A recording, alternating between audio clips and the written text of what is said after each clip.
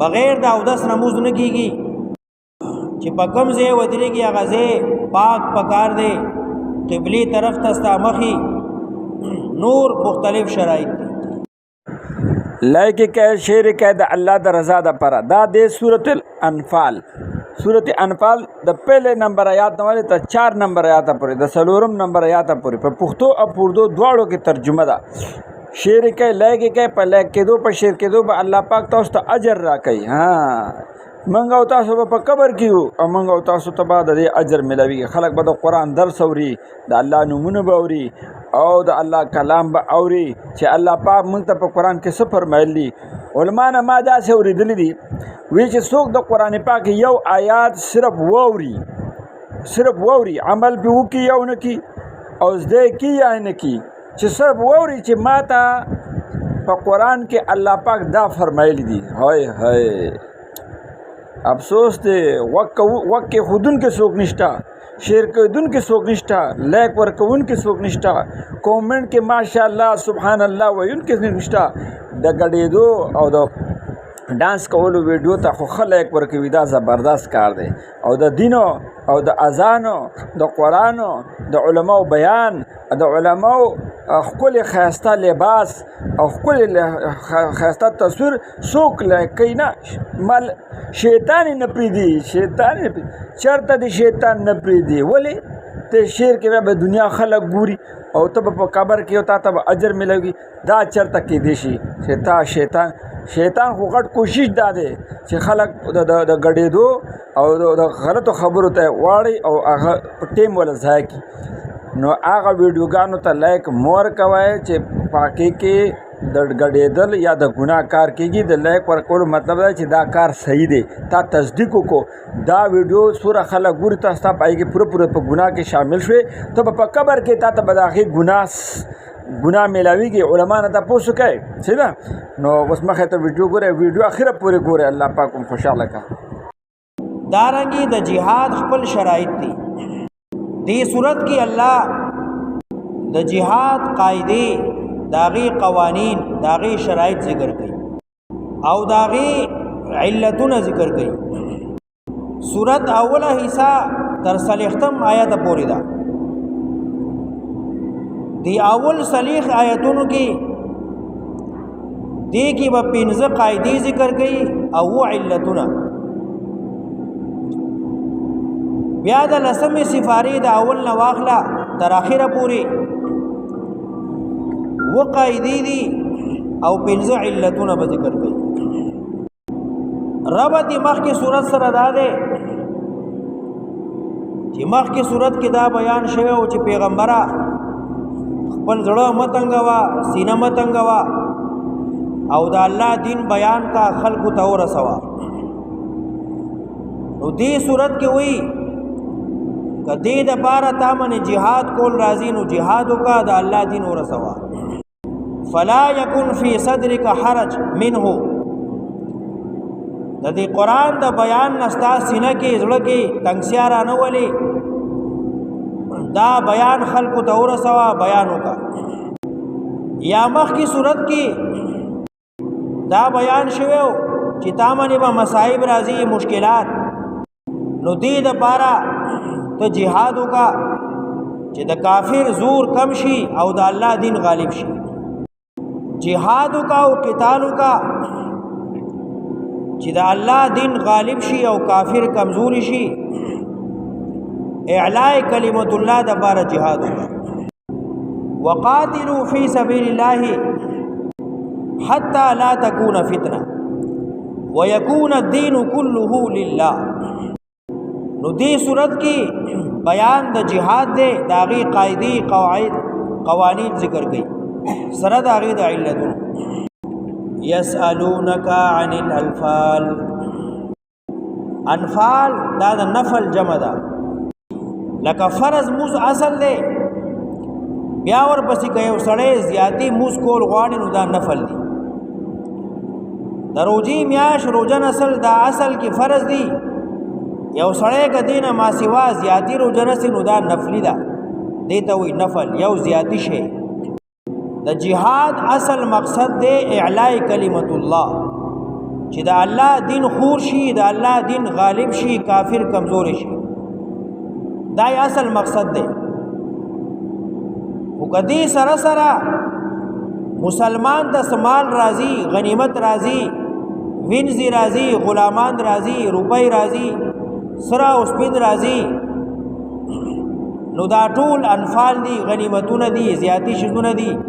دا به پیغمبر علیه السلام په خپله تقسیموي. یسألونک عن الانفال، تپوس کوي د تا نه د هغه زیاتی شي چې لاسته راشي. یسألونک عن الانفال، تپوس کوي د تا نه پیغمبره په حق دا غنیمتونو کې.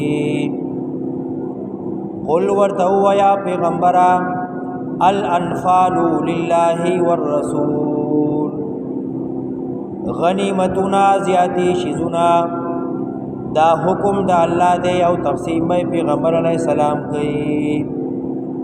الانفال لله، زیاتی شیزونه غنیمتونه حق د الله دی او حق د پیغمبر دی. تاسو پدې کې جنگي گئے مو. د دې صورت یو نوم دی انفال او بل نوم دی بدر. د جنگ بدر ټول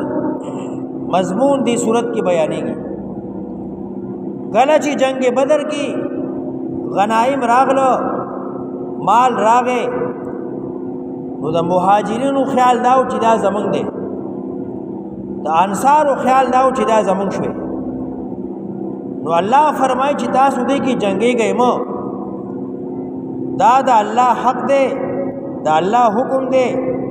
او پیغمبر علیہ السلام به په خپل ویش کې تقسیم وکړي.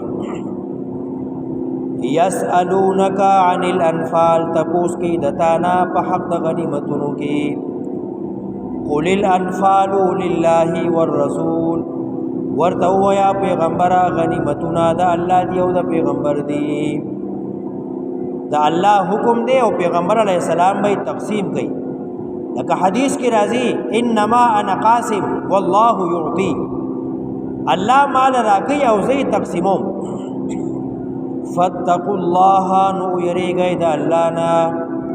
جنگیږئ مو. فاتقوا الله، او یریږئ د الله نه. واصلحوا ذات بینکم، جوړخ راولئ په کورنۍ کې. واصلحوا ذات بینکم، درست کئی عملنا خپل لرا. واصلحوا ذات بینکم، جوړخ راولئ په خپل کارونو کې. ځان کې روانې گئے مو. څومره مال چې راغلی دی دا به پیغمبر علیہ السلام په خپله تقسیموي. هر سړي ته به د هغه برخه رسي. تاسو روانې گئے مو. فاتقوا الله، یره کوئ د الله نه. واصلحوا ذات بینکم، درست کئی خپل عمل. واصلحوا ذات بینکم، جوړخ راولئ په کورنۍ کې. واطیعوا الله ورسوله ان کنتم مؤمنین، خبر او منئ د الله او د پیغمبر داغه کئی تاسو منونکي. جوړخ به څنګه راځي چې کله تاسو د الله ومنئ د پیغمبر ومنئ. ان کنتم مؤمنین، کئی تاسو مؤمنان. یا ان په معنا د عز دی، او منئ د الله او منئ د پیغمبر داغه ځکه چې تاسو مؤمنان یې. درې اوامر ذکر کړو. الله نه یاره ساتئ، خپل کارونه درست ساتئ او د الله او د پیغمبر فرمانبرداري اطاعت کوئ. انما المؤمنون الذين، اوس د صحابه او 15 صفاتونه ذکر کړي. د صحابه او کمال سو داغي 15 صفاتونه الله دلته ذکر کړي. یو مسلمان کې دا 15 صفات پکار دي چې راشي. انما المؤمنون الذين، یقینا کامل مسلمانان، کامل مؤمنان هغه اذا ذکر الله وجلت قلوبهم، کله چې نوم واغسته شي د الله نو یریږي زړونه د دې. اذا ذکر الله وجلت قلوبهم، کله چې یاد کړی شي حکم د الله نو ولرزيږي زړونه د دې اذا ذکر الله وجلت قلوبهم کله چې نوم واغسته شي د الله کله چې بیان وکړی شي د قران د توحید د الله اذا ذکر الله کله چې یاد کړی شي الله وجلت قلوبهم نو یریږي ولرزيږي زړونه د دې د مسلمان صفت دا ده کله چې د الله دین بیانېږي د الله قران بیانېږي نو د زړه کې د الله یره راشي کله چې د بانګ واوري نو بیا دې ټینګې دې نشي د ځان جمعه ته رسي کله چې د الله حکم واوري نو دې ورته غاړه کېږي د زړه کې د الله یره راشي انما المؤمنون الذين يقينا مؤمنان هغدي اذا ذکر الله کله چې نوم واغسته شي د الله یاد کړی شي حکم د الله وجلت قلوبهم نو یریږي زړونه د دې دویم صفت واذا تليت عليهم آیاته کله چې اولسته شي دی باندې آیاتونه د الله زادتهم ایمانا نو زیات شي د دې ایمان کله چې اولسته شي دیتا آیاتونه د الله نخکار شي مخامخ شي ایمان د دې یو خو هغه ایمان دی چې زړه کې دی تصدیق بالقلب هغه خو زیاتیږي نه یو هغه ایمان دی چې عمل ورسره دی هغه کمیږي او زیاتیږي د ایمان اثر زیاتیږي د مسلمان صفت دویم دا دی چې کله دی د الله قرآن اوري نو د ایمان سواکیږي زیاتیږي وَإِذَا تُلِيَتْ عَلَيْهِمْ آيَاتُهُ کله چې لوستل کېږي دې آیاتونه د الله زادتهم ایمانا نو زیات کېږي مخامخ کېږي ښکار کېږي ایمان د دې وعلى ربهم يتوکلون او خپل رب باندې ځان سپاري وعلى ربهم يتوکلون او خپل رب باندې اعتماد لري باور کوي یقین ساتي درې صفاتونه ذکر شو کله چې د الله نوم واغسته شي د الله حکم بیانېږي نو د زړه کې یره پیدا شي او کله چې قرآن لوستل کېږي نو د ایمان زیاتېږي او کله چې دی یو کار کوي نو الله باندې یقین اعتماد ساتي باور د دې درې واړو خبرو تعلق د انسان زړه سره دی یره زړه کې راځي ایمان زړه کې زیاتېږي توکل اعتماد زړه کې راځي الذين هغدي يقيمون الصلاه چې پابندي کې د مانځه ومما رزقناهم ينفقون او د هغه مال نه چې ما ولا ورکړې دې خرج کړي سرورم صفت دا ده چې دې به د مانځه پابندي مانځه باندې به همیشګيري کوي او پنځم دا چې کوم مال ولا الله ورکړې دې هغه مال کې به زکات ورکړي سرسایه ورکړي خیرات کوي صدقات کوي د الله په دین خپل مال لګي اولئک هم المؤمنون حقا دغدی پورا مسلمانان رښتینی اولئک هم المؤمنون حقا دغدی مسلمانان مؤمنان پاک دا پنځه صفاتونه د صحابه وو نو الله وی صحابه پاک مسلمانانو کلک مسلمانانو رښتینی مسلمانانو اولئک هم المؤمنون حقا دغا صفتون والا مؤمنان دی رشتینی لهم درجات دی لرا درجی دی عند ربهم رب سخا ومغفرت او بخندا ورزق کریم او خوراک دی عزت مند حدیث کی راضی د جنت سل درجی دی او د هر درجی او د دوی درجی ترمن دومره فاصله ده لکه ځمکه او اسمان او د یو درجی کې دا ټول عالم زیدې شي څومره مخلوقات چې الله پیدا کړی دي دا ټول په یو درجه کې راتلی شي نو د جنت سل درجی دي او اوچته درجه ده جنت الفردوس نو کله چې الله نه سوال کوي نو د جنت الفردوس سوال کوي چې یا الله مال جنت الفردوس راکې دا هغه جنت ته چې ډېر عمده او اعلی جنت ته او د دې نه پاسه بیا عرش دی جنت الفردوس نه جنت ولی رواني دي نو لهم درجات دی پاخو مسلمانانو لرا د جنت درجی دی الله څخه ومغفرت او بخنه ده الله د بخنی او د مغفرت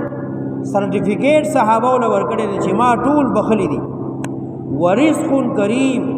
او الله څخه د دې مسلمانانو د پاره جنت کې عزتمند خوراک ته رزق دی عزتمند خوراک هغه ته وی چې کله سړی تور را واخلي او د الله دین د پاره پاسي او ځان شهید کی او خپل قرباني ورکی نو دلته چې الله کم جنت ورکی هغه ته وی رزق کریم ځکه حدیث کې راځي جنت د تورو د سور لاندې دی نو رزق کریم هغه ته ویل کېږي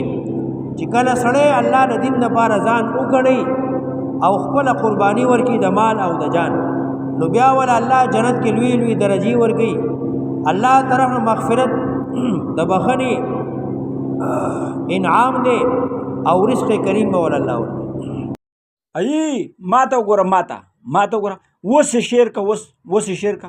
بیا بدنیر شي سکه وس شعر کا یا خو خدای پاک